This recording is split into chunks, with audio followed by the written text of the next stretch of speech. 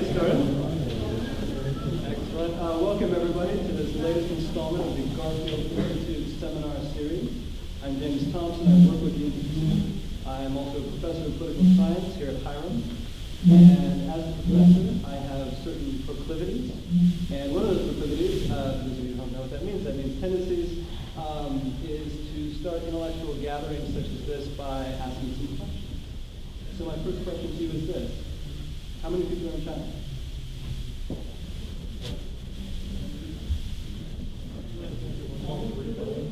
$1.3 billion on the table. Anyone else got a different number? You are about right. There are 1.339724852 people in China. Good guess. How many people in the United States? 390. About 312 million. Anyone want to take a guess how many people were in China in 1850?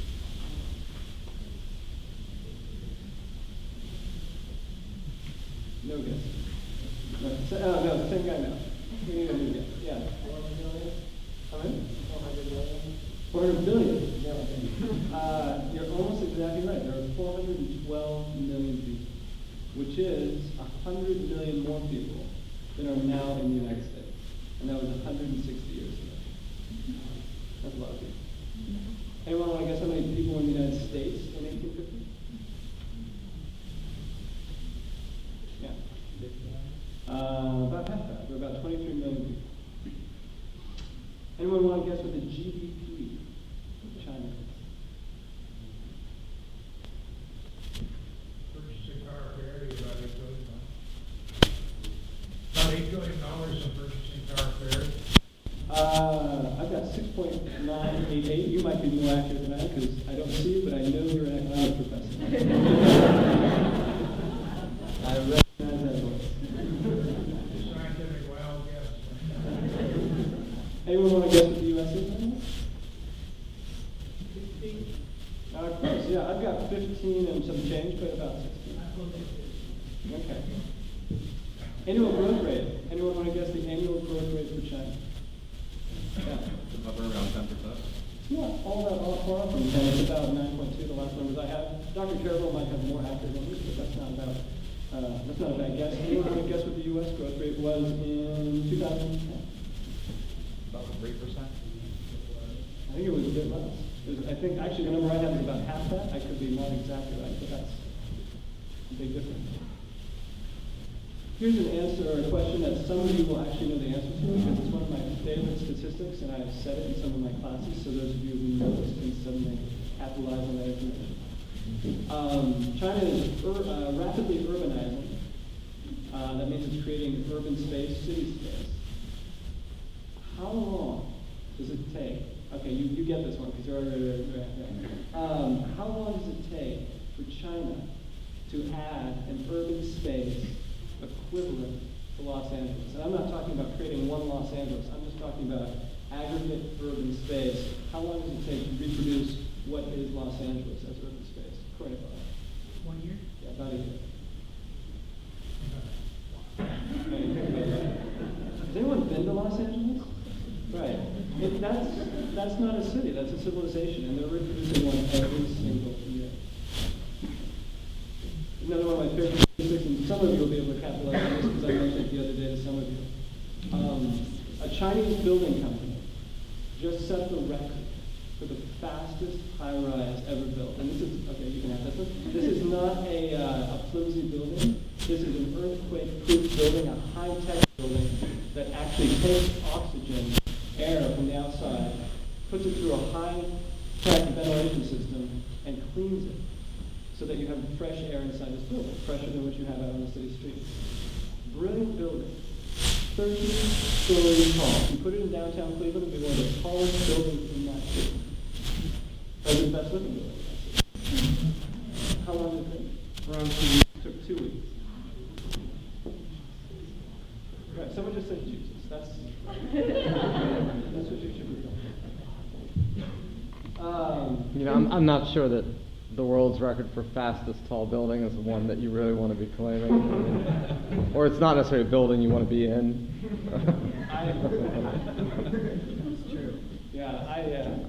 know, there's a place for speed and all, but. One second. Imports per year from China to the U.S. Anyone have a rough guess of how much they are worth? Anyone want to take a wild guess? In 2010, imports per year from China to the U.S. were 91 billion. That's not bad. Exports from the U.S. to China? Here, you can answer this without knowing any numbers. Were they less or more? They're more. Rather more. 364 billion. That's almost a billion per day. How many cities, I'm not going to just do this all day, he actually does have to talk, but I just want to set the tone here. We've got a few more. How many cities in China have over 1 million people? I think a neighborhood of 70. It's more than 70. And this is important because population is one thing. If everyone's in a village, that's so important.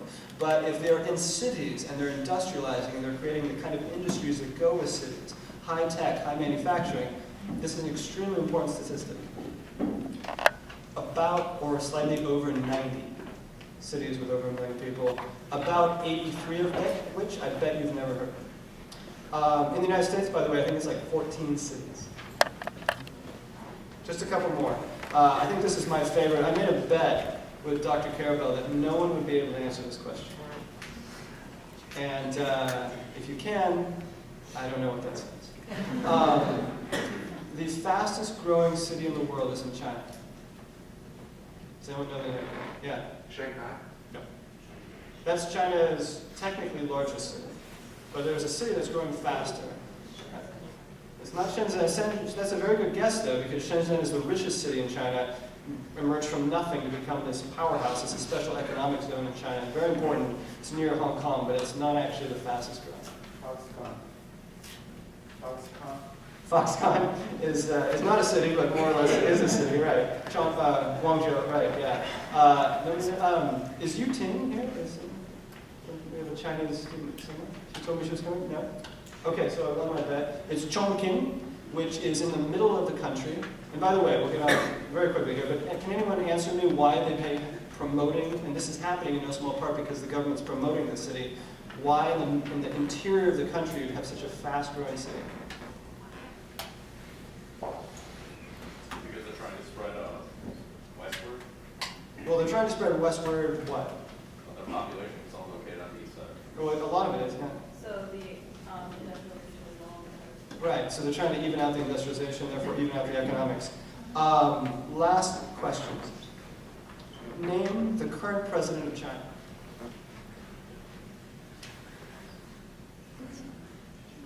We should probably not be filming this, actually. No one in this whole thing. Maybe the most important person on the planet? Oh, there we go. It's Hu Jintao, absolutely. And the next president of China? Yeah.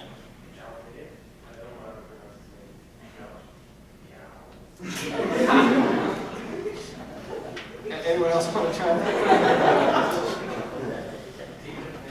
Yes. Thank God. All right, one last final question. What is the number one trading partner with the United States? It was a trick question. It's Canada. China's number 2. All right, without further ado, we are going to introduce our guest to you tonight. As I've been trying to get across to you, I'm sure all of you already understand this point. The U.S.-Chinese economic relationship is extremely important. It may be the single most important fact in terms of international relations nowadays on this planet. The nature of this relationship is extremely complex. It's complex in ways that other great power relationships have not been. It's fused together in a way that other states have not always been. And we need to understand it. We need to understand it in order to understand so much else that's going on in the world today. So we brought up, to my mind, the ideal guest to talk about this, Dr. Zachary Karabell. And to give you a sense of just how ideal he is, we're going to have one of our Garfield scholars, Brian Niemeyer, introduce him, and then he's going to talk to you about his vision of what U.S.-China relationship is and what it can look like. So without further ado, Brian, come on up.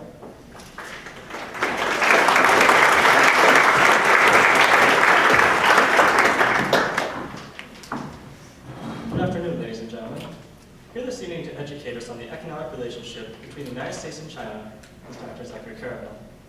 As current president of River Twice Research and River Twice Capital Advisors, Zachary Karabell was educated at Columbia, Oxford, and Harvard, where he received his PhD.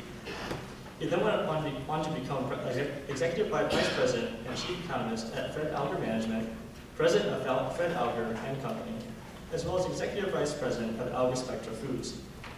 Karabell has also taught at several universities, including Harvard and Dartmouth. He has written extensively on a variety of topics ranging from economics to investing to history and international relations. As author of 11 books, he has written The Last Campaign, How Harry Truman Won the 1948 Election, which won the Chicago Tribune-Hartnett Award for Best Nonfiction Book in 2000, as well as Superfusion, How China America Became the One Economy and Why the World's Prosperity Depends on It. In 2003, the World Economic Forum designated him a global leader for tomorrow.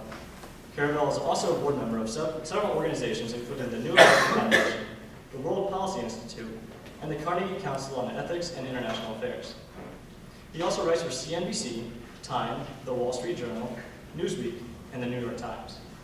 Without further ado, please join me in welcoming Dr. Zachary.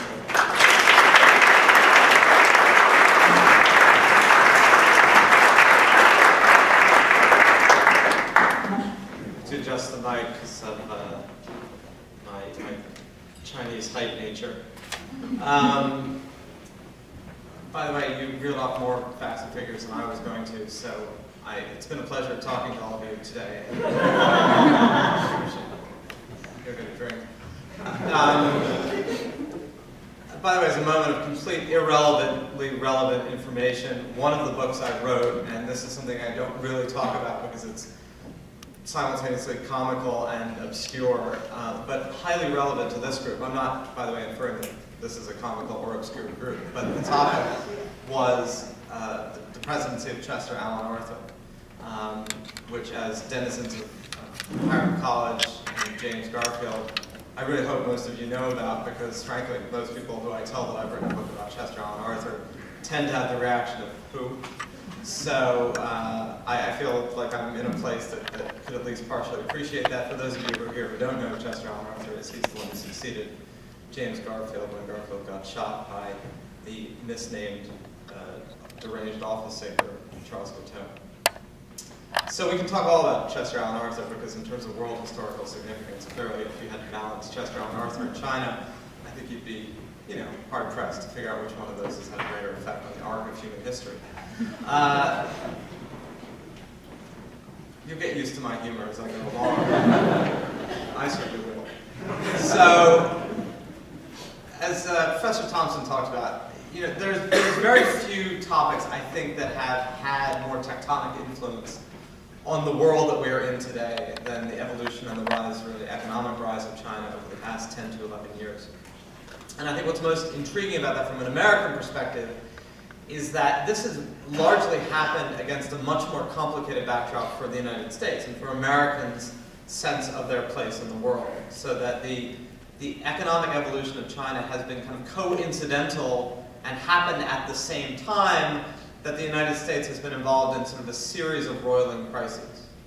And the two have gone hand in hand, and a lot of the effect of them going hand in hand is that for an American perspective, much of the economic challenges we have faced, because it's happened at the same time that China has been emerging economically, and because there's such a tight and intertwined relationship between China and the United States that we'll get to, there has been, I think, a strong perception of causality, meaning the United States have had all these issues economically, starting really in 2000, 2001, interrupted really briefly by a housing bubble between 2004 and 2007, and then shifting back into a lot of economic challenges.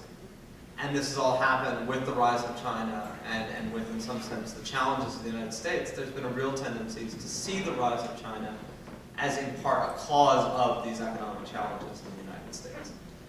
And I from having talked about this and talked about this and talked about this for the past years, that is a deeply ingrained feeling in the United States. I mean, I think that's something most of you, certainly sitting in Ohio, are more acutely aware of than almost anywhere else. I mean, the perception of China as being a profoundly negative, destructive force to the American heartland and the manufacturing base in the United States is deep and profound. profound, and bipartisan.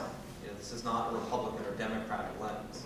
You will hear largely the same conviction and beliefs about the degree to which China has been a pernicious force eroding the American manufacturing base from Senator Sherrod Brown, as you would from Senator Bob Portman, as you would from candidate Mitt Romney. And while the Obama administration has been more modest in its approach and quieter, some of the same complaints about playing unfair, about cheating in the international system, about having a purposefully undervalued currency that erodes our competitive advantage, that is something that is widely articulated and widely shared. It is also a perception that I think has more to do with what I just talked about, meaning the context in which China has emerged, than I believe it has to do with the reality of China's emergence. Two framing things, and then I want to really bore into what I think this relationship is, what I think it means, and what I think we should do about it. One is that, from an American perspective, the past 11 years, as I said, have been, at least sitting in New York, but I think anywhere in this country, a series of escalating and rolling challenges. You had the bursting of the stock market bubble in March of 2000, the collapse of telecom spending, a recession, 2001. You had the attacks of 9/11, followed by war in Afghanistan, followed by war in Iraq, combined with a recession in 2000 that lasted through 2002. But even when it ended, the market again, reaches a generational low in October of 2002. A series of scandals that kind of erode public confidence in business. This is before anything that happened in the past few years. WorldCom, Enron. Then you have a few years where things seem to be okay, 2004, 2005, but if you'd been around the election in 2004, certainly wouldn't have perceived it to be particularly okay. And that was a period of time when the perception of China as a negative force was really rising. One of the clearest articulators of that was not President George Bush. It was candidate Senator John Kerry, who talked about Benedict Arnold CEOs who were outsourcing jobs to China and thereby destroying the American manufacturing base. And then, of course, you had the collapse of the housing bubble, the near collapse of the global financial system in 2008, the recession that followed, the 2 million manufacturing workers losing their jobs 2008, 2009, in which about 300,000 jobs have been replaced or recouped since. And an increasing sense in the United States that the U.S. has lost its way, that the future will not be as bright as the past, and certainly not as bright as the present, that there's something fatally flawed about the American dream, and that the American role in the world, based on all these things, has been undermined significantly. That has all happened against the backdrop of what is unarguably and almost indisputably the greatest period of wealth creation the planet has ever known. Meaning more people have been raised out of poverty into something resembling a middle-class life in the past 12 years than has ever happened, and happened at greater speed than at any point that human beings have populated the planet. And a lot of that has taken place in China. And a lot of that has been anchored by the rise of China. So the rise and the urbanization of China that Professor Thompson talked about is not just a Chinese phenomenon, right? Because for all those 90 cities of more than 1 million people, it's probably closer to 100 now, but who's counting? All of that middle-class lifestyle, whether it's Shenzhen, whether it's those massive buildings being built quickly, all of that has drawn in multiple other countries as a kind of echo effect of the rise of China. Meaning in order to do that urbanization, in order to build the infrastructure to allow for the growth of that middle class, China has in turn become a massive importer of all the materials that are required to build all that stuff. And that has become a source of driving, profound, and ongoing growth for Brazil, which supplies China with iron ore in order to build all those buildings. And for those of you who know, iron ore is an irreplaceable input into steel, and steel is a necessary part of building buildings. Certainly this area, Youngstown, etc., Cleveland used to be part of that belt that produced steel in the United States and would consume domestic iron ore. China now buys its high-grade iron ore from Brazil, one of the largest companies in the world now sells iron ore to Brazil, called Vale. It has been a driver of growth for Chile, a country of 8, 9 million people, that has been running a government surplus for 9 years because the price of copper has gone from whatever it was then to 5 times what it is now, because copper is required to do all those air conditioning and other aspects of construction that have fueled China. It has been a source of unbelievable growth for Canada, which has supplied all of the irreplaceable inputs into China's industrial growth. It has been a source of incredible growth for Russia, which has supplied China not just with oil and natural gas, but with tungsten and zinc and nickel and alumina. It has been a source of growth for Australia, which has seen also all that coal and all that iron ore, a source of growth for South Africa, which has been exporting mightily to China. It has been the source for changing the arc of development for sub-Saharan Africa, which for most of our lifetimes was the proverbial basket case of the global economy, and yet has seen some of its most robust change and growth in the past 10 years because of selling grain and agricultural goods into a hungry and somewhat arid China that does not grow sufficient food for its own population.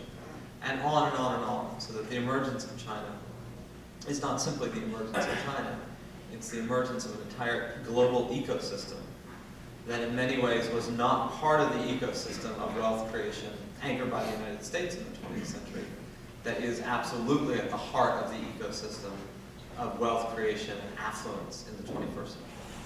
And yet all of this has been perceived from an American perspective as not just a challenge, but a negative challenge, because the implications for the United States have been a relative change in status. Some of this is captured by GDP, very nakedly GDP figures, right? China now represents, at that purchasing power parity index, meaning China has one GDP based on its current exchange rates and another based on adjusting the cost of living. We do this with all countries. So, China is now something like 13, 14% of global GDP, and the United States is 20. But 10 years ago, China was, 4, and the United States was 23. So from a relative perspective, economists have done all this work, psychologists have done all this work, that everybody kind of judges how they're doing, not entirely by absolutes, but by how you're doing relative to others. So a lot of people will say, they would much rather earn $50,000 when everyone else around them is earning 40 than they would rather earn $100,000 when everyone else around them is earning $125,000. Thereby proving once and for all that economists' notion of rational man is absolutely false, but that's a whole other discussion. So, our sense of place in the world is partly defined by how much we have relative to others. How many aircraft carriers we have, how much income we have, how much wealth we have, how much status we have globally. And so it's very hard, particularly for dominant countries, to experience a change in that status where others become more affluent without perceiving it as a negative, perceiving it as a decline. There's this whole debate going on now in the United States about, is the U.S. rising or falling, right? Are we in decline or not? A lot of what that debate misses is, can you be doing really well while others are doing also really well without perceiving others doing really well as something negative and some negative indictment about your doing well? And, on the face of it, the answer is it's very difficult for people to embrace others doing equally well or better or more rapidly and not see that as decline, because this, your relative position shifts. But underneath all this, one of the real issues I think that underlies the U.S.-China interaction, and this is what I want to talk about for the bulk of this, is the degree to which even seeing this relationship as a kind of them and us, their state versus our state, China and the United States, these two national entities, each with a GDP rising or falling, misses a key component of what's really gone on in the past 10 to 20 years. And that's it. It's much more than this relationship between two things called states and two entities called economies that interact, one rising, one falling, one gaining, one losing, and much more of this kind of interconnected, fused system that is its own new economic reality. That it's much more of the creation of a supranational superfusion, a creation of an economy that in many ways transcends the national mindset and the national borders that we view these things in terms of, and transcends as well a lot of the information and the data we have, which is all very much based on states, right? We're Americans, we have an economy, it's this big, They're Chinese, they have an economy that's that big. You know, when there's a trade between us, it either benefits them or benefits us. There's a zero-sum mentality to our statistics and to how we view these things.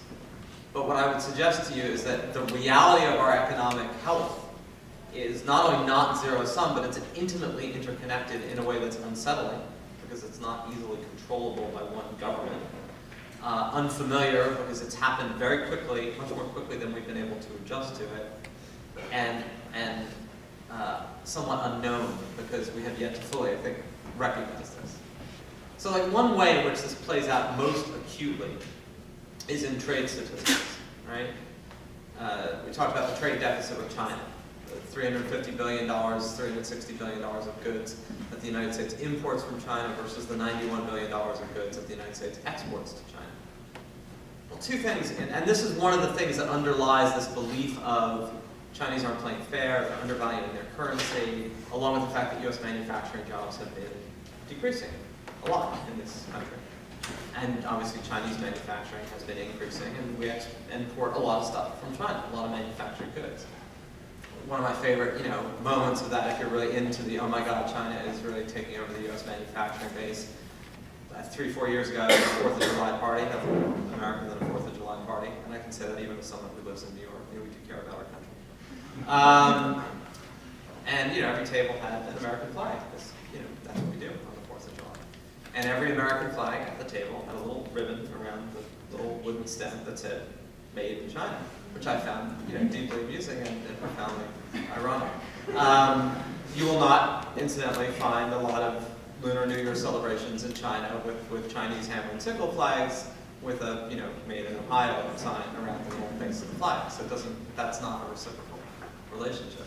But there's a real problem with these trade statistics, in that they basically view every good that's made somewhere else as being made somewhere else.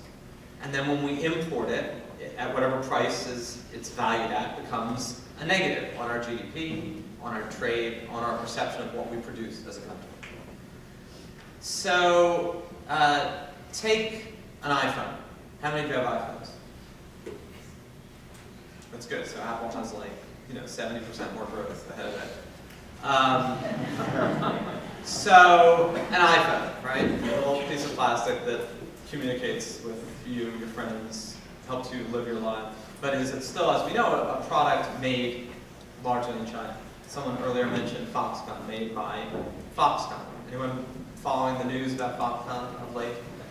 So Foxconn is a Taiwanese company, just to add to the mix slightly, called Hanhai Precision Technologies, that is known by its subsidiary name Foxconn Technologies, known by an entirely different name in China, because really, what exactly would the word Foxconn mean in any language, and it certainly is not one familiar in Chinese. So here we have this entity called Foxconn, which is a Taiwanese company that set up factories in China 15, 20 years ago to be an equipment manufacturer for American technology companies. Foxconn overall has about 800, 900,000 employees. Just think about that, 800 or 900,000 employees. About 450 or 500,000 of whom work in this factory complex in southern China where the iPhone is being made. Which is also the factory, as we know, that there was this rash of suicides, 13, 14 suicides last year, which became proof positive of negative working conditions in China, right? You know that Apple is making its phone, making some amount of money for itself, but adding to the U.S. trade deficit, and these inhumane working conditions leading workers to throw themselves off of buildings and protest. All of which happened. I mean, there's no way to put there's no way to put lipstick on that particular porcelain. But as an optic for a moment, the rate of suicides at the Foxconn factories, or the entire Foxconn business of 13 or 14 per 900,000, is less than the rate of normal suicide in the United States for young men and women aged 25 to 54.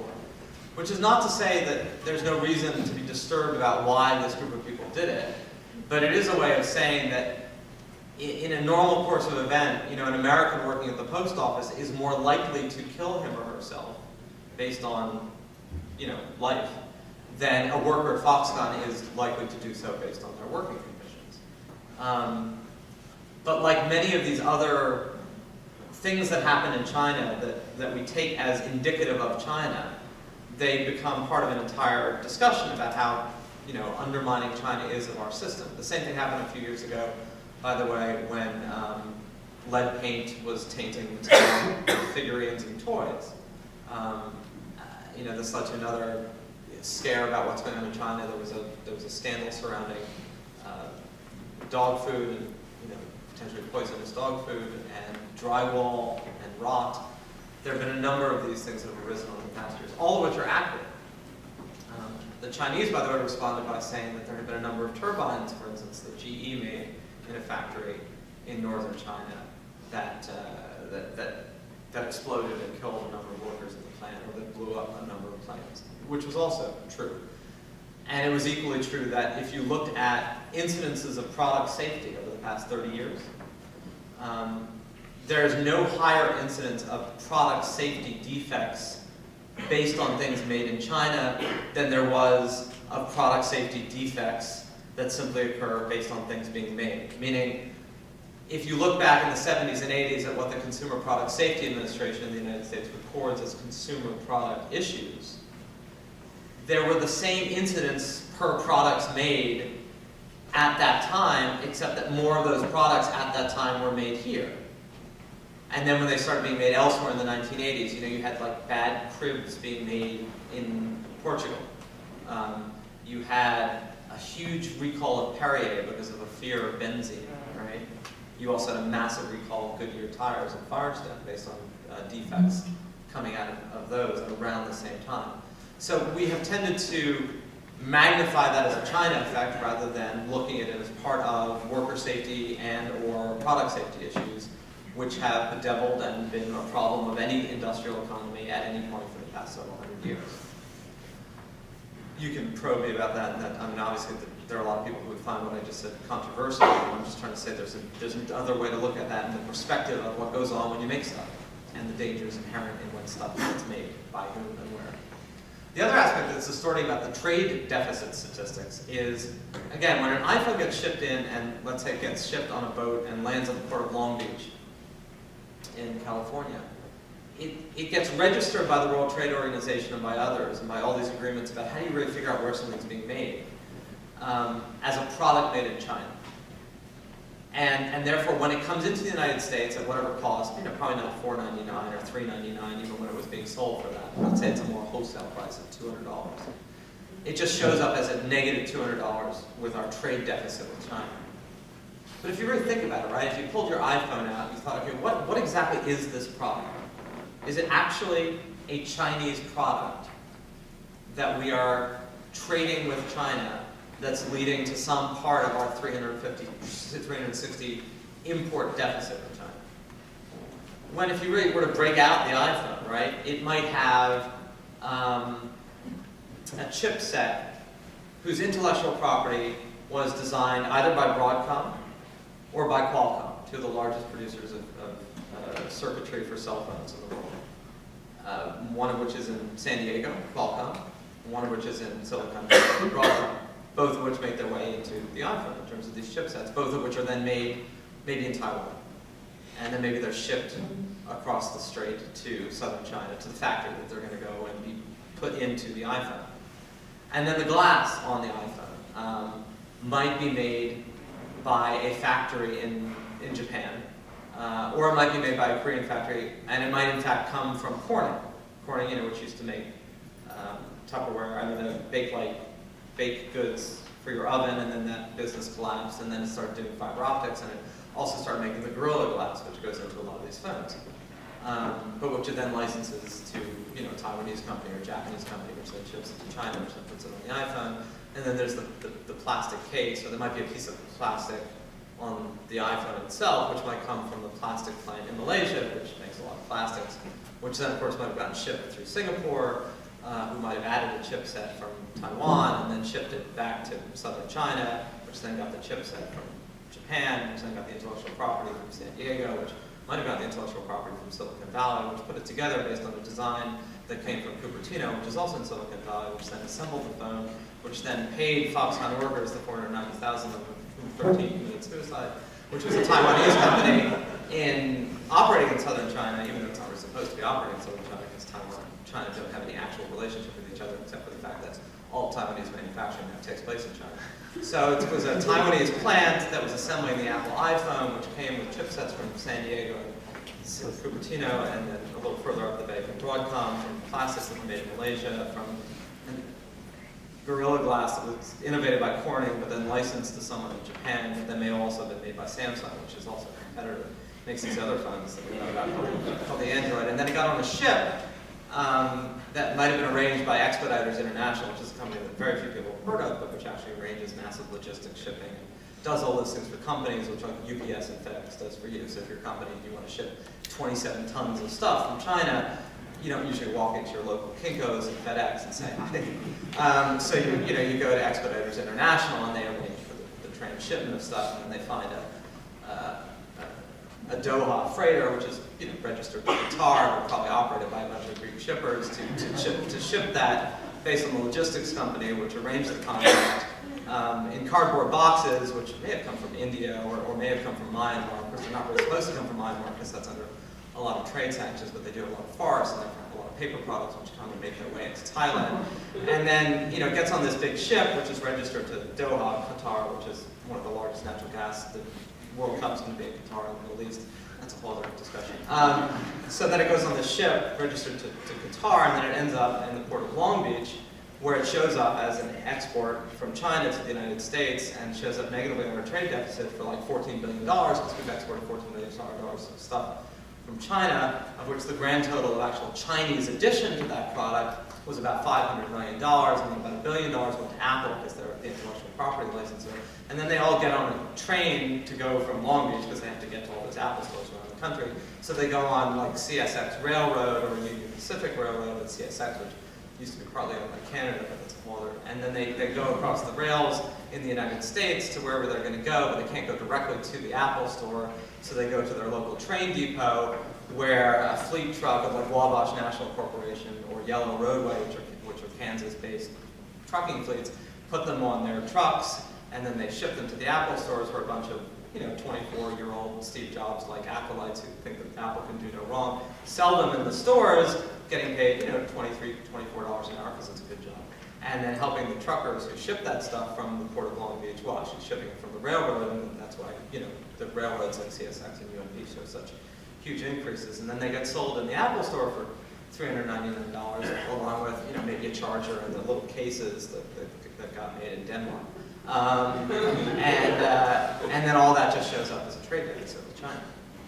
So when you really start to uncouple what's going on within global commerce, this notion of we are now, all this stuff that used to be made here is now made there, and then we're shipping all this money that used to go here to there, is massively and badly captured by trade statistics. In fact, it is so badly captured by trade statistics that if you were to try to begin to do the calculus that I just described, some of which is meant to be vaguely humorous, and I suppose in this audience more vague than humorous,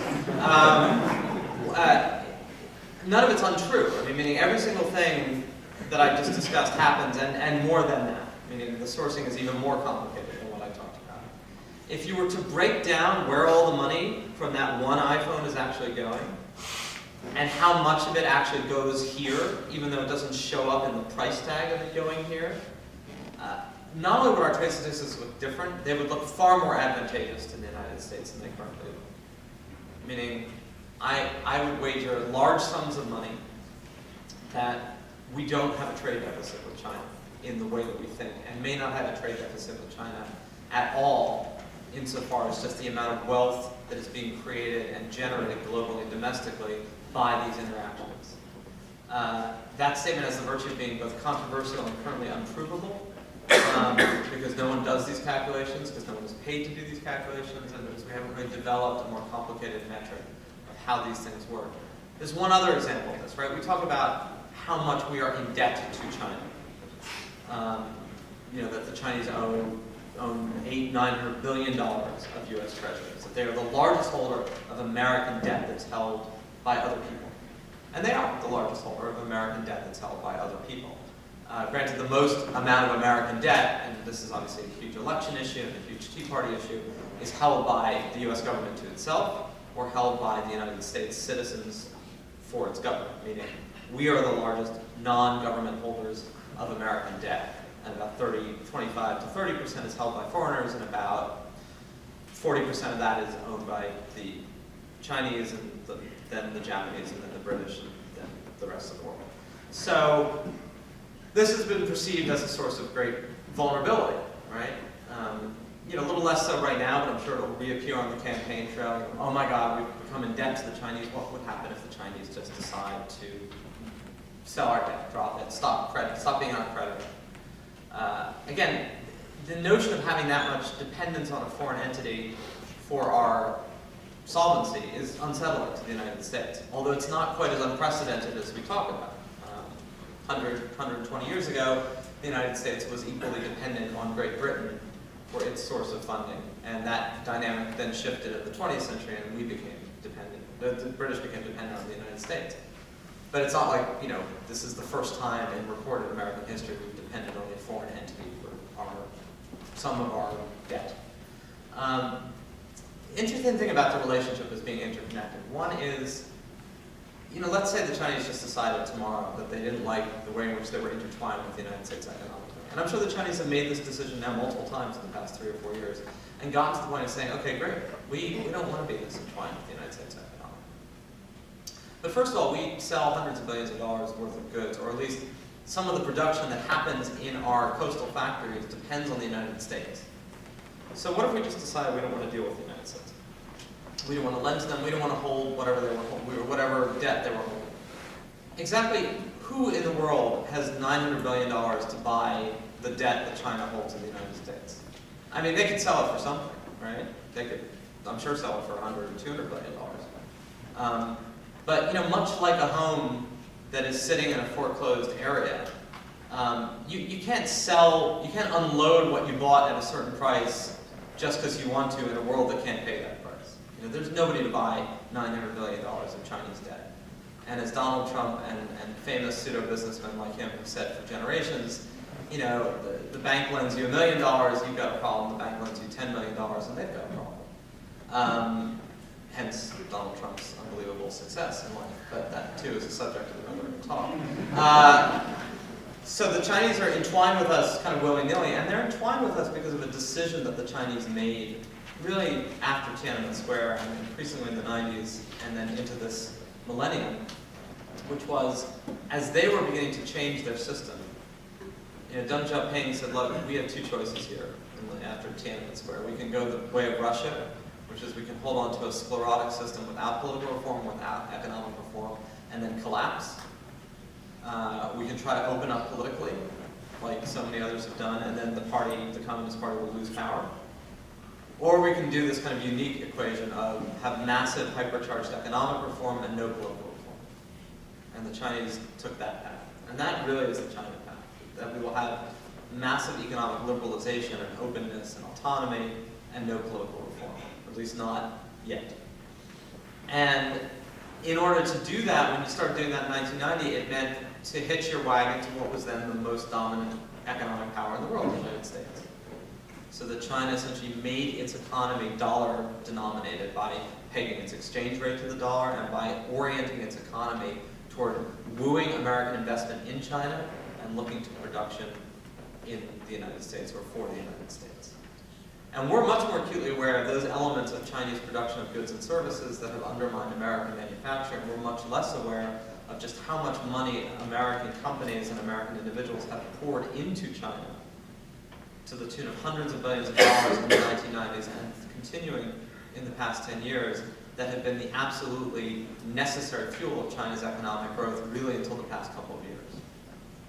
We have poured so much money into the Chinese economy, it would be like some foreign entity investing $2 trillion in the United States. And you can be sure that that would have a dramatic effect on our industry and our change. And it wasn't just investing dollars, it was investing know-how, it was investing the way of doing things. So in that sense, the China economic story over the past 20 years is inseparable from the American economic story, because the China economic story has built upon, utilized the fuel of, and been founded on an American economic system, and remains so today. it's not just the iPhone, which is the biggest selling product for China Mobile today. It's any brand name of scale and scope. It's General Motors selling more cars in China last year than it sold in the United States. And General Motors, a company that until its reorganization, bankruptcy, and near death, was jokingly and not untruthfully referred to a 450,000 HMO that made cars. General Motors, which has pared back its obligations in the United States and used a U.S. government bailout in order to become a competitive global car maker with its primary source of growth existing in China. It's companies like Kentucky Fried Chicken, right? All of you know Kentucky Fried Chicken. Favorite restaurant, college students everywhere. Nutritious? No. Tasty? Yes.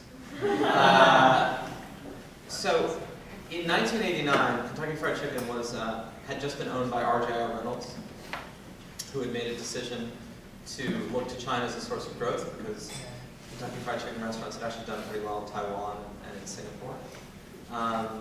And maybe assuming that Chinese desires for all things American were limited, but Chinese desires for those things American that could kill you was strong. So cigarettes, fried food, and sugary sodas all did very well in China.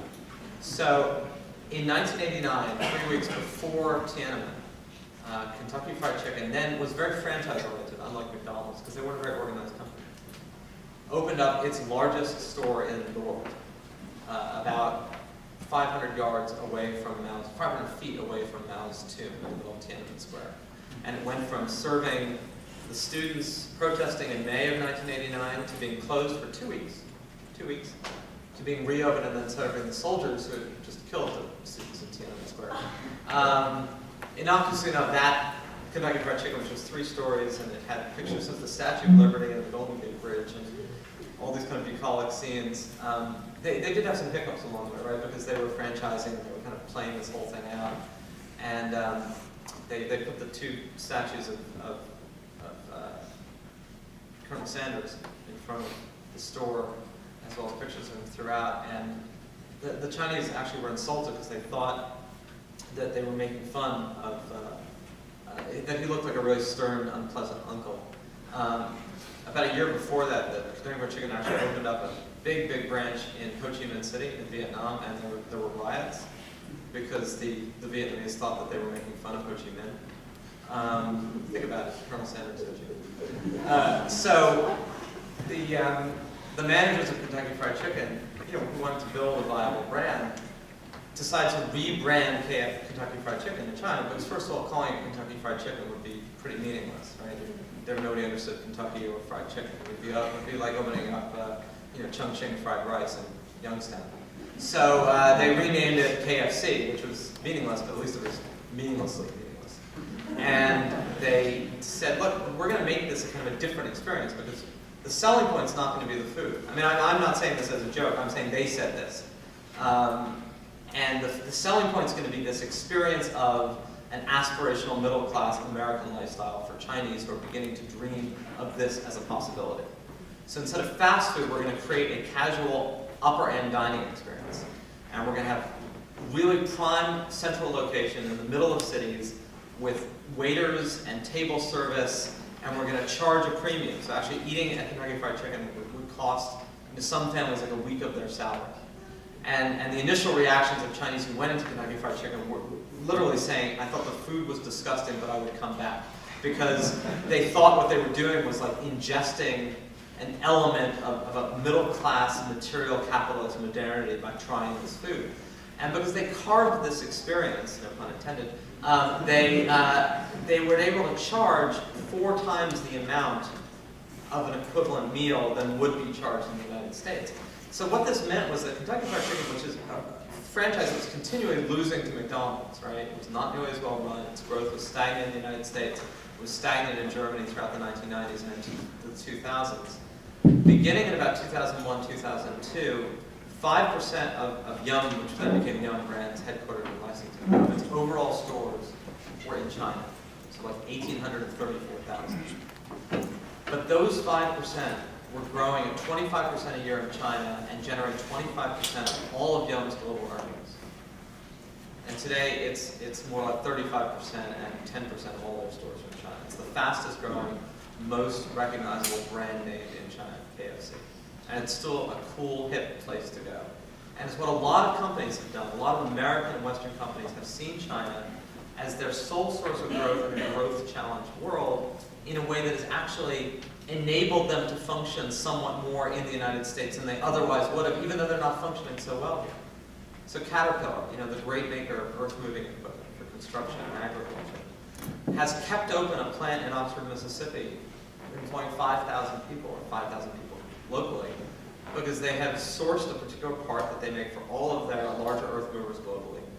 And the only reason that that plant stays open is because the driving demand, no pun intended, of China has been so robust that it has allowed them to maintain presence in the United States that they would not otherwise have maintained. And again, you could go on down the list of every familiar brand that you think of. Starbucks, which is very popular here. It serves as a cafe. Its leading growth market, in addition to being profoundly popular in the U.S., is China. Nike, one of the most popular aspirational brands in China. Avon Products, really, really suffering mightily in its ability to compete in the United States as even a middle-end cosmetic brand. Any women here use Avon products? Yeah, we're not doing very well, and if you did, you might not raise your hand. But if you want to impress somebody on a date, if you're a guy trying to impress someone on a date in China and you're 22 years old, buying them an Avon lipstick and taking them to KFC for dinner is like not a good idea. Here, guys, ixnay on the two wings and the not a good idea. Now, look, that's changing a little bit in China. There's now enough wealth in China that you're still better off with a Gucci bag and a Rolls Royce. But for those who can't afford it, which is most people still, there's an aspirational quality to this experience. And that, when the United States talks about China, talks about the competitive threat about China, that aspect of what's going on is completely absent from the equation. What does get raised is the undermined cost of manufacturing. Again, this is probably as charged a topic in Ohio as it is anywhere, or probably more in Ohio, Michigan, to some degree, Western Pennsylvania, than it is anywhere in the United States. And there's got to be a way of discussing this that doesn't seem like either apologizing for the China effect, downgrading the absolutely unbelievably destructive nature of what's going on economically in the past 10 to 15 years here, while simultaneously not looking at this as a caused by China syndrome. There are a few ways of doing this. One is U.S. manufacturing has been shedding jobs at a pretty accelerated clip since the mid-1970s. And most of you probably don't remember, most of your parents certainly do. There was an earlier wave of the hollowing out of American manufacturing in the 1970s and early 1980s when the Rust Belts fell apart. Anybody here see Flashdance? Not the remake, the actual one from 1982 in Pittsburgh when they were, dancing in the foundries because the foundries were going out of business. I know that's what I paid this attention to when I saw Flashdance at age 15. No, really, it was the economic plight of the people of Pittsburgh. It wasn't Jennifer Beals or anything like that. So there was an earlier wave of this, and then it wasn't the China effect, right? Because China wasn't absorbing U.S. jobs in 1975 or 1980 or 1982. There was another wave of that in the late 1980s, early 1990s, which Professor Thompson's written a lot about, when NAFTA got formed, right? And when Ross Perot ran as a third-party candidate in 1992, he warned about the giant sucking sound of jobs going where? China? No. Where? Mexico. If anybody's economic trajectory over the past 20 years has been absolutely eviscerated by the rise of China, it's Mexico. Because Mexico had every expectation of being the low-cost manufacturer and all these maquiladoras that were being built along the border, in Sonora and all these other cities. That trajectory was completely disrupted by the sudden and unexpected emergence of China. And if you want to see those areas of Mexico that are subject to the most amount of drug violence, they are precisely the areas of Mexico that were expected on NAFTA to be the source of low-cost industrial manufacturing for American companies that then went to China. But they had already left, meaning there has been an erosion of American manufacturing jobs toward the low-cost producer as long as that trajectory has existed in this sort of messy, somewhat destructive, somewhat creative system we know as capitalism. China is the latest entrant into that. In the 1960s, it was Japan, eroding the ability of American manufacturers to make transistor radios, and then it was Taiwan. Everything for a while in the 1970s was made in Taiwan. That was kind of the joke. It was either made in Japan or made in Taiwan. Then it was made in Korea, then it was made in China. Then it was made in Mexico, then it was made in China. And today, China's low-cost manufacturing advantage is already being eroded massively by Malaysia, by Vietnam, by the Philippines. So this is a trend that is as much part of the Walmart effect. And by the way, Walmart sourcing in China for low-cost goods that can then sell at an appreciable price point, the $50 DVD player, which is now becoming anachronistic because no one's buying DVD players, but it used to be really relevant like 24, 36 months ago, was a product of sourcing in China. So Walmart alone is responsible for perhaps a fifth of that trade deficit, or a sixth of that trade deficit. In fact, if Walmart were a country, it would be the sixth largest trading partner in China. So, but Walmart is already seeing not the effects of its growth from that, but by opening up stores in China and becoming the largest, fastest expanding hypermarket chain in China. So it too has found that the only way it can compete globally is by selling to the Chinese, not by sourcing from the Chinese. These kind of things get left out because we have this massive trend and change in the American economy, such that American manufacturing is unbelievably productive, right? The contribution of American manufacturing to overall U.S. GDP is not much different than it was in 1970, but the number of people is half. 25 million people employed in manufacturing in 1970, 12 million people employed today, and I would bet, dollars to donuts. I have no idea where that cliche came from. It's much like selling like hotcakes. Doesn't anything sell better than hotcakes? Should we now say it's like selling like the iPhone? That in 5 or 6 years, that number will be under 10 million people. Much like 100 million farmers, or 67 million farmers in 1900 produced far less food, much less productively than 2 million farmers do today in the United States. That is as much a product of technology as well as our driving desire for lower cost goods as it is a product of the rise of China. But it is much easier in a political context to blame or to find the source of our ills out there than it is to deal with the much more complicated warp and woof of our own society, which is we are simultaneously unwilling to pay people less, perhaps a good thing, but we're also unwilling to pay for many things more. We are simultaneously desirous of everything that the China and or global industrial effect have allowed for the decreased cost of goods, but not for the conundrum of what do you do about people who are paid a certain price point that makes it impossible to make those goods for that amount of money domestically. And a lot of the source of that competition and a lot of the source of the erosion of the American manufacturing base, as we know, has been as much a function of technology and computers and productivity and robotics as it has been a source of China. But it is much more complicated on a campaign trail to rail against the computer and say angry things about Michael Dell's negative effect on the U.S. manufacturing base than it is to say that the problem is out there. It's been going on forever, but it will continue to be a problem. The final aspect of this relationship that's much more intertwined is in that realm of capital. And that too, I think, is both alarming and ill understood, which is that it is much less about us being in debt to China or them controlling our financial destiny than it is about these systems being intertwined in a way that both governments and both societies find profoundly unsettling, because it jeopardizes our belief, which is increasingly an illusion, that we are in sovereign control of our own material and economic destiny. And we're not. The Federal Reserve acts as a central bank that can set rates. But the Federal Reserve, raises rates and lowers rates and raises rates and lowers rates, and the global rate of money remains largely undeterred and undisturbed by what the Federal Reserve does. Yet we still act like we can control our interest rates.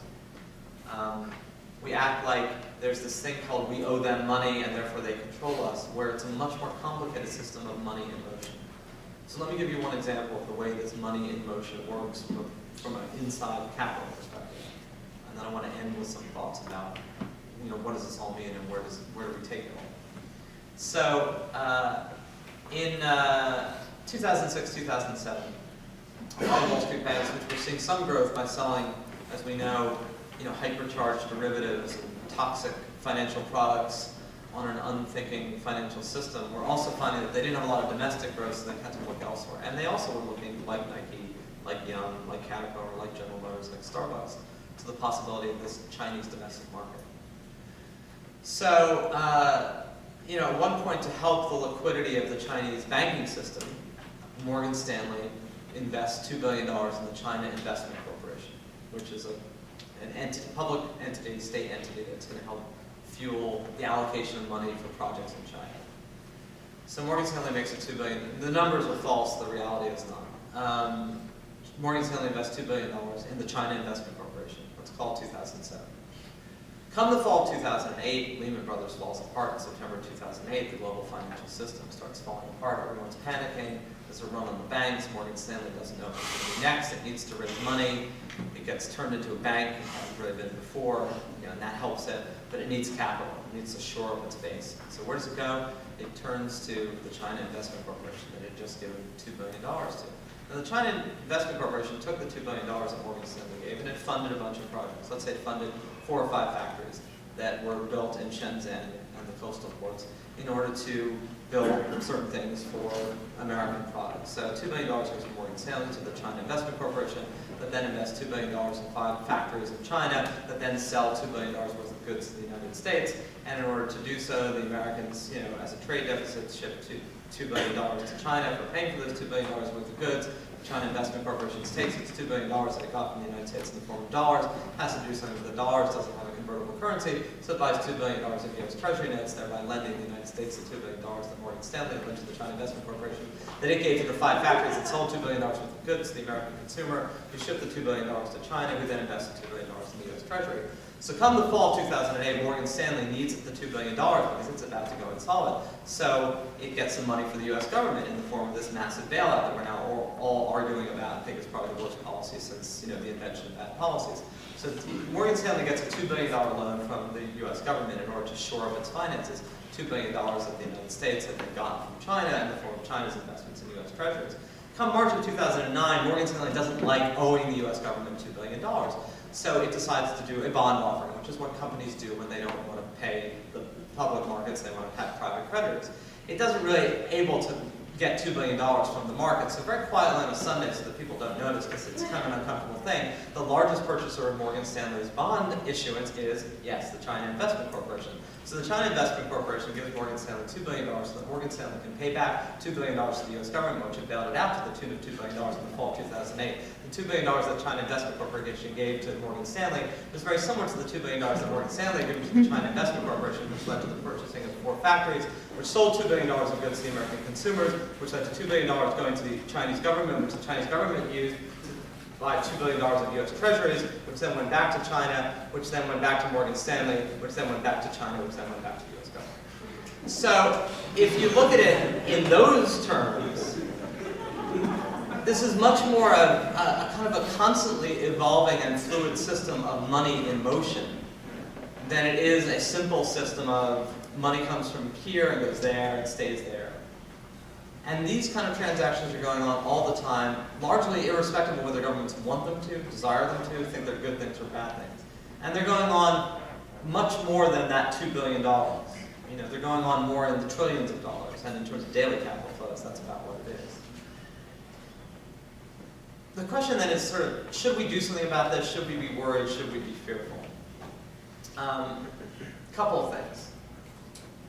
The rise of China, as I said at the beginning, is been part of a global emergence of hundreds of millions of people in what is resembling a middle class living a capitalist lifestyle in a way that if you had asked Americans of the 1950s what their vision of a perfect future would be, it would be a future where there was no threat of the Soviet Union, where mutually assured destruction in the form of nuclear war was no longer part of the warp and woof of daily fears and concerns, and where the world was exchanging goods and services in a somewhat free trade system that was enriching the lives of most members of the planet and creating greater security. And in large measure, without putting too much of a gloss on it, that's the world that we currently live in. Now, given that it's the world we currently live in, it's not without all sorts of issues, right? it's proliferation, it's terrorism, it's the banking system, it's global warming. There are a series of issues that would have been unforeseen that have become much more prominent. But China is in many ways the perfect iteration of that story coming to fruition. China is playing by all of the economic rules that the United States and Europe wrote. It's not playing by the rules that it wrote. And it's playing by an economic system that was established by others that in many ways continues to enrich and provide for a lifestyle that we've become accustomed to. Whether or not that will continue in the future, whether or not there's a zero-sum reality between China's emergence being a negative in terms of the ability of the United States to maintain a standard of life that we have become accustomed to, is of course the most important question that faces all of us, and the one in which you have widely divergent views, with a tendency toward the rise of China will inevitably, if it hasn't already, been part of the decline of and the weakening of the United States. And the Chinese have their own version of this, by the way, which is that the United States, like Western powers before it, is more interested in keeping China weak and dependent than it is in allowing China to be the great power that it used to be and should be in the future. That's the Chinese version of the other side of that distrust. I would suggest that, in many ways, this system which has evolved much more quickly than our mentality about nation states and governments, meaning it exists, it's out there. These things that I described are happening. They're happening to a massive degree and fueling change. And one of the things that's happened in the past 3 years, even though our political dialogue hasn't, so 4 years ago, the U.S. Congress passed a bill saying if China doesn't immediately revalue its currency by 30, 40%, we're going to put a 25% tariff on all Chinese imports. And you're hearing that again now from the Senate, from political campaigns. The fact is, since 2008 till today, the Chinese currency has been revalued by 25%. You wouldn't know that, given the debate and given the dialogue, but it has nonetheless happened. The amount that China depends or uses its export sector as a source of income domestically has shrunk. The amount that China's own domestic consumer economy has become the engine of its own economic activity has massively increased, along with the purchasing power of Chinese consumers who want stuff. They want Nike shoes, they want to go to Kentucky Fried Chicken, they want to buy a car. They want all the things that people who have the beginning of things and means want. They want apartments. They want clothing. They want shoes. They want entertainment. They want flat screen TVs. They want a computer. They want high-speed internet. They want cell phones. They want smartphones. They want to tweet. They want to go on to their own version of Facebook. They want to search for terms on their own version of Google, all of which, obey censorship rules that we find odious, but which are part of that society. So the Chinese consumer as a kind of contributor to the system is much more prominent even in the past 2 years. But more to the point is, this is a system, in my view, that has evolved without anyone wanting it to, without anyone intending it to, without anyone fully recognizing that it's happened. And now that it has evolved and continues to evolve, it has continued to create massive discomfort because it seems to be this thing that is somewhat uncontrollable, and it is. I think the issue for the United States going forward is, what do we do about this reality? I think that attempting to halt this, either by tariffs or policy, both misses the reality of what's going on and mistakes the power the United States has. The power we have right now is largely to disrupt this system for the worse and to our own detriment. And we certainly have that power, unequivocally, in policies we could enact and attitudes we could adopt. The ability to really prevent this trajectory from going forward, it's very difficult to see how that could happen in anything other than calamitous terms. Meaning the supply chains exist as they exist. They will continue to evolve. They will evolve away from China. They will evolve toward Vietnam or toward other parts of the world. But they will do so largely because of where prices are most advantageous and markets are most beneficial. They will not do so overnight because governments decide that they should or shouldn't, except in very disruptive terms. I think the larger point is, China is probably the first entity and the first challenge the United States has faced in generations that is not coercible. Meaning, we don't have the power to force China to do nearly what it is we would like to force China to do, but I think we still act as if we did. And any suggestion that we don't is treated as some sort of, shouted out negative secret, family dirty laundry, as if somehow maintaining the illusion that we have the power to force China to bend to our will is more important than whether or not we actually have that power.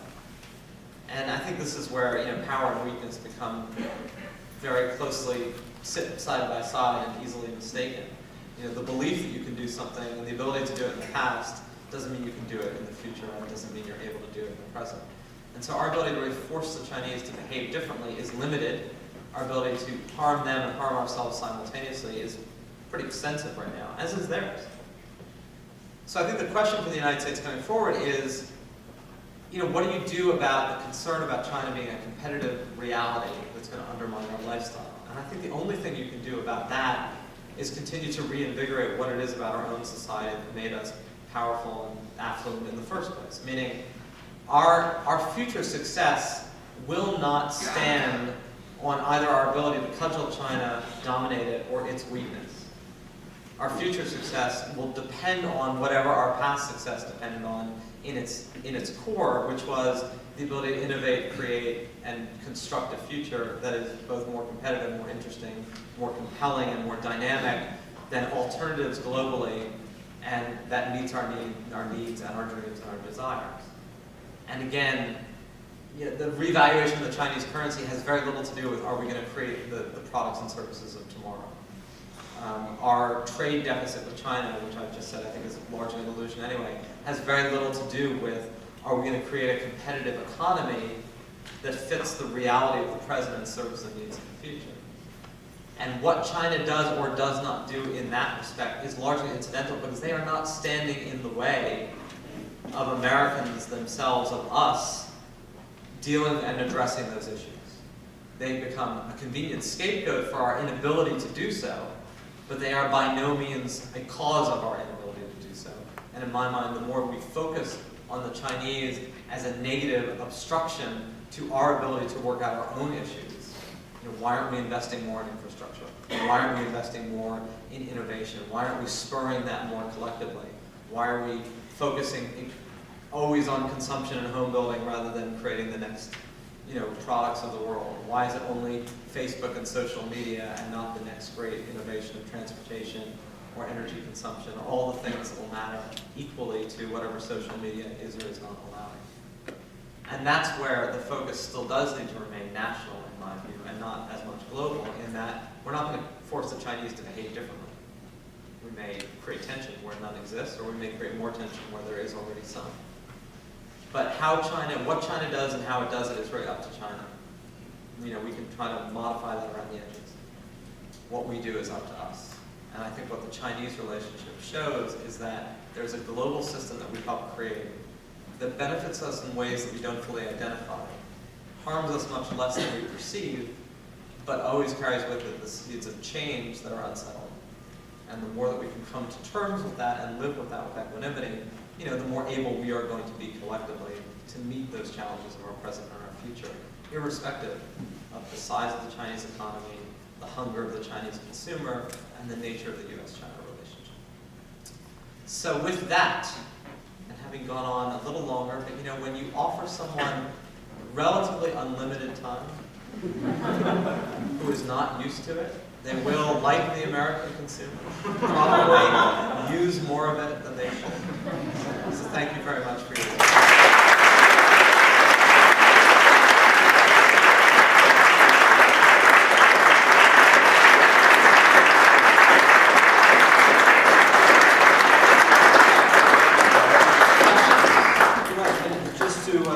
We have mics on either side. If you would go to them, that way our cameraman can get you, that would be great. Also, as has been the case in past seminars, for those of you familiar, you'll see this as you've seen before. For those of you who aren't, we do have the Garfield Scholars who are really psyched about this opportunity and rearing to go to talk to Dr. Karabell about this issue. They spent the last couple months researching it and preparing questions regarding this topic. So we're going to let a handful of them go first, I'm sure there are lots of questions that you all have, so it's not going to take up the whole duration of the time we have for question and answer, but I do want to have the first at least handful be to them. So if they would approach the mic, and then we can get going. There's always someone who has to go first, bravely. And it will be you.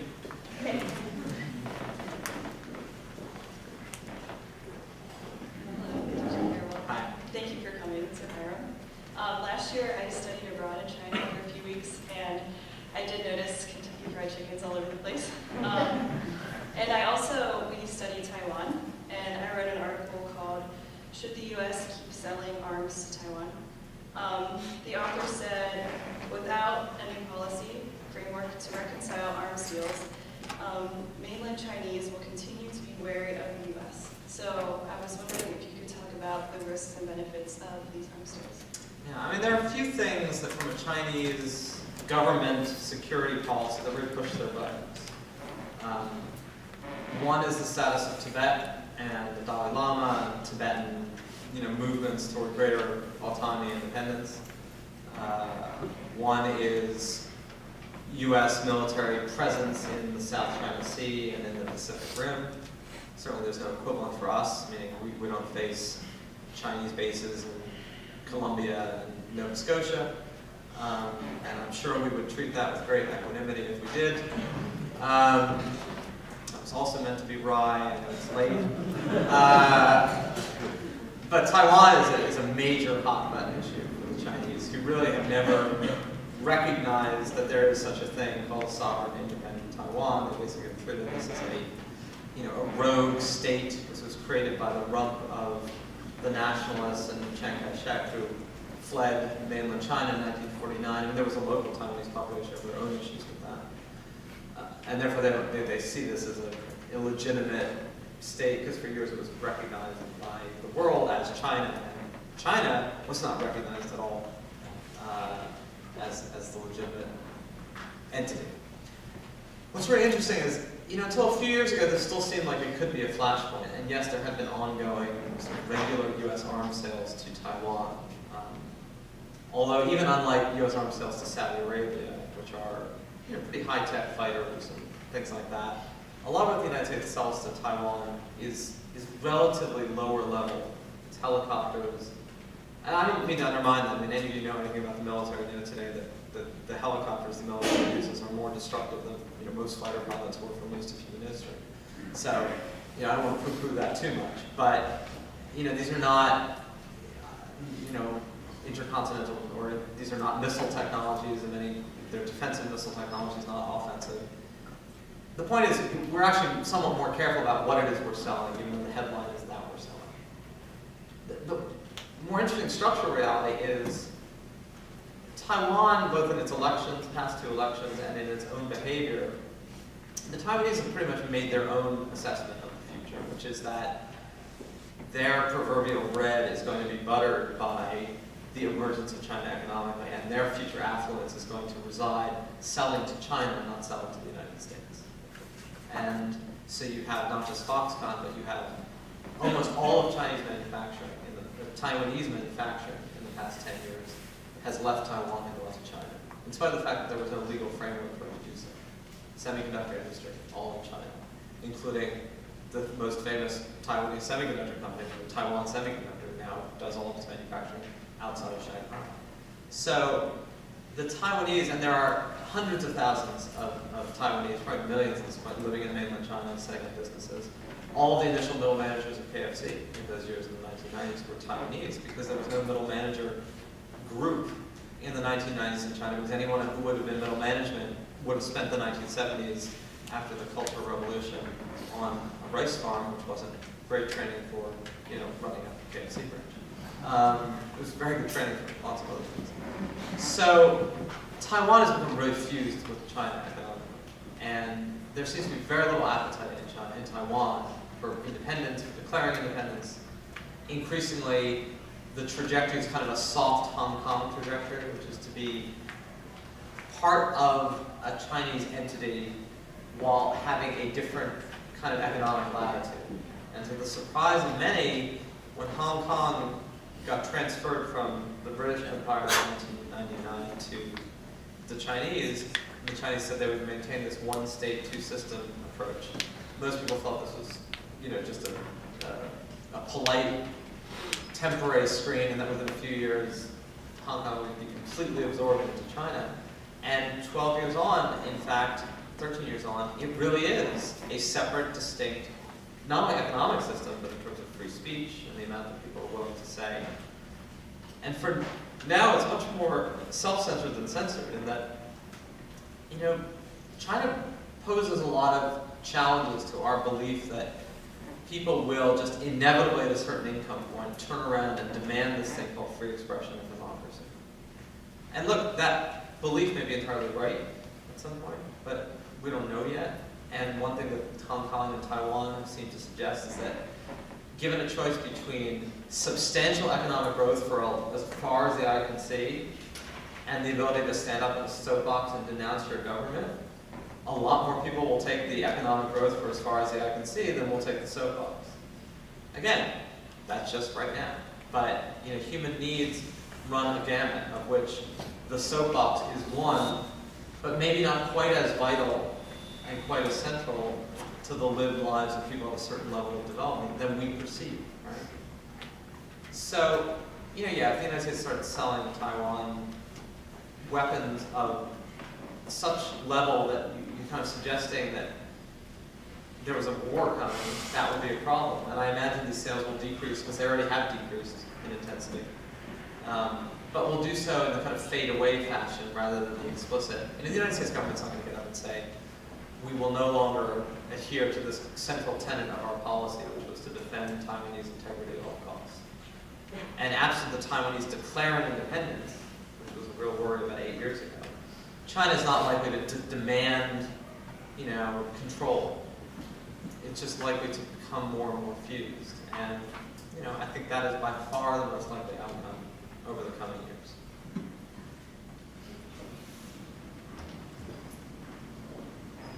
If people have to go up, I can repeat their questions. I know that won't ensue, but just in case people don't want to get up from the middle of their seats, because I know you're all burning to just ask questions.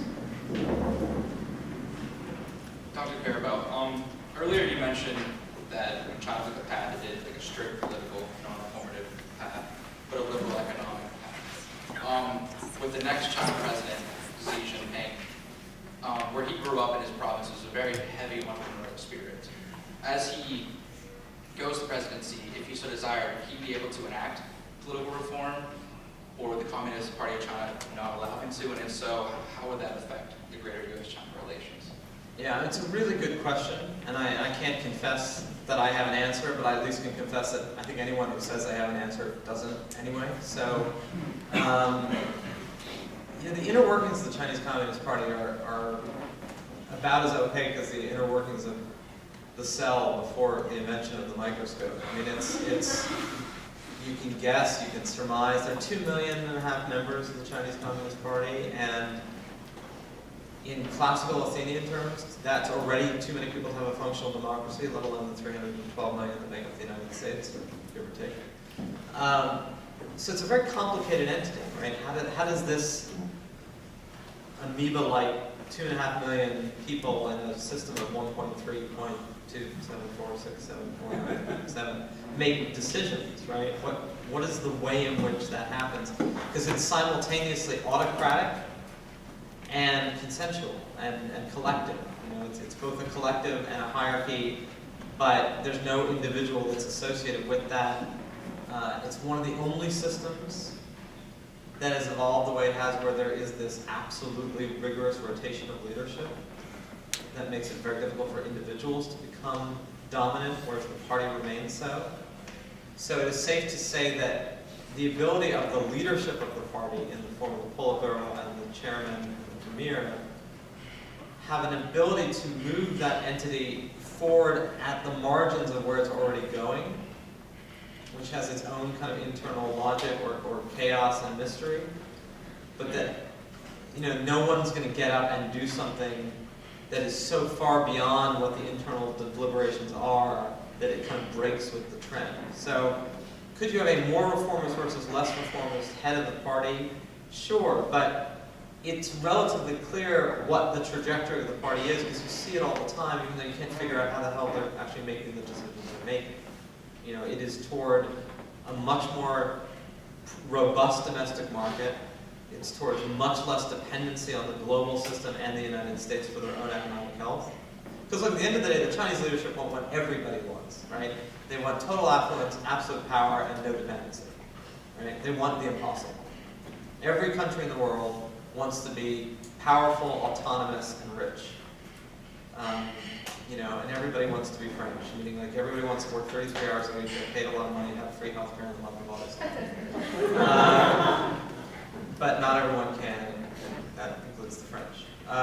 So, you know, what China wants and what it can do are not always the same thing. But it definitely is, there's definitely a policy now, based on what happened in 2008, based on what almost happened last year, of they want to be as undependent and independent of what happens globally and what happens in the United States as possible, which requires a vibrant domestic market.